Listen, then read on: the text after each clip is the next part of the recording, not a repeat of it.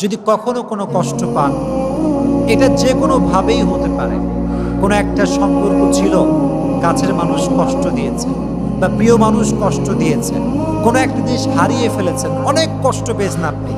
প্রথমে আপনি যে কাজটা করবেন সেটা হচ্ছে you have to put your trust on your god.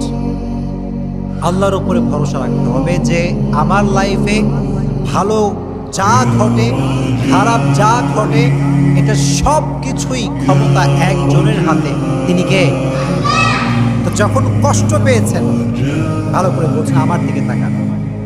যখন কষ্ট পেয়েছেন আপনি বলবেন, আল্লাহ যা হয়েছে ভালোর জন্য হয়েছে। তুমি যা করেছো এটা ভালোর জন্যই করেছো। আমার তোমাকে নিয়ে কোনো অভিযোগ নাই।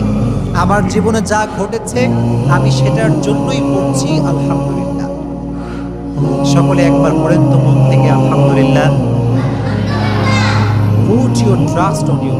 আল্লাহর উপরে বিশ্বাস করেন যে আল্লাহ আমার জীবনে যা তুমি ঘটাবা এটা নেওয়ার জন্য আমি প্রস্তুত, এটা আমি মন থেকে মেনে নিলাম। দেখবেন আপনার ভালো মন্দ সব কিছু যখন আপনি আল্লাহর উপরে ছেড়ে দিবেন যে আল্লাহ যা করেছে ভালোর জন্যই করেছে, দেখবেন যে আপনার যেই পেইন, আপনার যে কষ্ট, এটা অটোমেটিক্যালি হালকা হয়ে যাবে। সুবহানাল্লাহ বলেন।